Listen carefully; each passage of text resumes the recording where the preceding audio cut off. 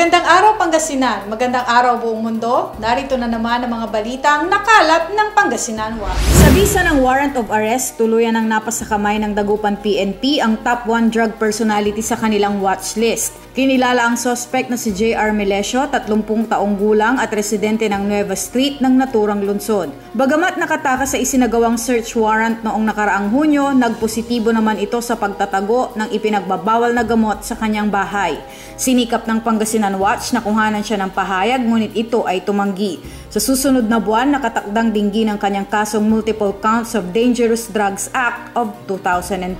Patuloy na binabantayan ng Pag-asa si Bagyong Hana sa pagpasok nito sa Philippine Area of Responsibility. Bagamat hindi na ito direktang tatama sa kalupaan, ay hahatakin naman nito ang hanging habagat na siyang magdudulot ng pag-ulan sa malaking bahagi ng bansa sa mga susunod na araw. Expect po natin sa weekend, Sabado-Linggo ay magiging ulan po yung ating panahon dito po sa ating lalawigan Pangasinan, kabilang po dyan yung ating mga karating probinsya sa dahil nga po dito sa habagat na paralakis niya dito ng Bagyong.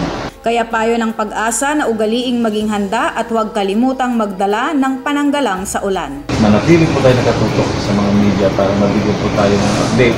Galing po natin magdala ng mga pananggalang sa ulan. Dahil ay may pulingkod, ay naniniwala po na walang panamang yung sa taong lagi ng dati. Higit 1,000 delegado mula sa iba't ibang rehiyon ng Pilipinas ang nagtipon-tipon para sa Pambansang Kongreso sa Pagpaplanong Wika. Inorganisa ito ng Komisyon sa Wikang Filipino o KWF sa pamumuno ni Virgilio Almario. Aniya sa larangan umano ng edukasyon na katuon ng Kongreso na may temang Filipino, Wikang Pambansang Kaunlaran. Ilan sa mga tatalakayin dito ay ang estandardisasyon ng wikang Filipino at agenda sa pagsasalin, gramatika at araling pangkultura. Dahil sa patuloy na pagyabong ng makabagong panahon, kailangan umanong bigyan ng mas mataas na antas ng karunungan hinggil sa wika ang mga guro, dagdag ni Almario. Dapat alam mo yung buong daigdig ng kulturang Filipino para yung bata, pag napailalim sa'yo, natuturuan mo talaga siya tungkol sa Pilipinas.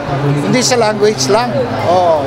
Yun ang gusto namin maging tungkulin ng teacher sa Filipino. Ayon kay Noel de Guia, ang kinatawan ng Senator Pia Cayetano, ang pagpapalawig umano sa paggamit ng wikang Filipino ay tulay sa kaunlaran. Kung wika ang kaluluwa ng bansa, edukasyon, literatura, komunikasyon, ang dugo na nagbibigay buhay ito.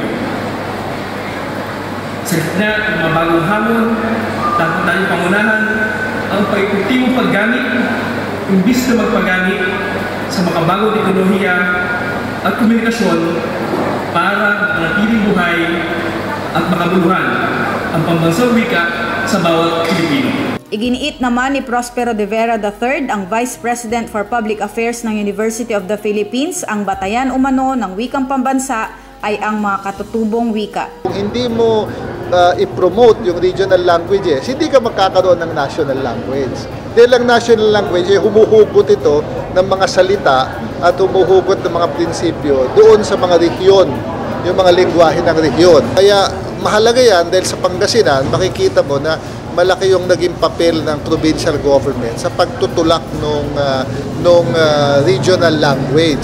Upang matugunan ang lumulubong unemployment rate sa bansa, inilunsad ng National Youth Commission o NYC ang kanilang proyektong Pinoy Apprentice. Layo nitong tulungan ang mga out-of-school youth at ang mga nagsipagtapos ng alternative learning system sa pamamagitan ng apprenticeship. Ayon kay Gio Tingson, ang chairman ng NYC, nangunguna ang lungsod ng Dagupan pagdating sa pangangalaga sa mga OSY at ALS graduate, dahilan upang gawin itong isa sa mga pilot cities para sa Pinoy Apprentice. Hindi ang Dagupan to be the pilot city for apprenticeship.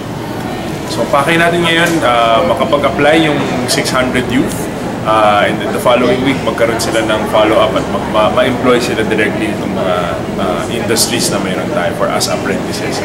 Samantala, idiniin ni Dagupan City Administrator Attorney Farah Dicano na mahalaga ang tungkulin ng mga kabataan sa pagtataguyod ng kinabukasan ng bansa. We should be the leaders of today, not tomorrow. Let us not procrastinate. Let us not wait for tomorrow. We should be leaders of today. Bilang bahagi ng pagdiriwang ng Buwan ng Wika, nakikiisa ang Google Business Groups ng Dagupan at Pangasinan sa kampanya ng Google Philippines na Love Your Language. Layunin nitong himukin ang mga Pangasinense na isalin ang salitang Ingles sa Filipino gamit ang translate tool ng Google at bilang pagpapaigting sa nasyonalismo at sa pagmamahal sa sariling wika. Naghanda ang GBG Dagupan at Pangasinan ng mga session na magaganap sa buong buwan ng Agosto sa iba't ibang kolehiyo at universidad sa probinsya. Para sa iba pang detalye, bisitahin lang ang Facebook page ng GBG Dagupan at GBG Pangasinan. At yan ang mga balitang aming nakalap. Ako si Vanch Padilla at ito ang Pangasinan Watch, broadcasting from Pangasinan to the world.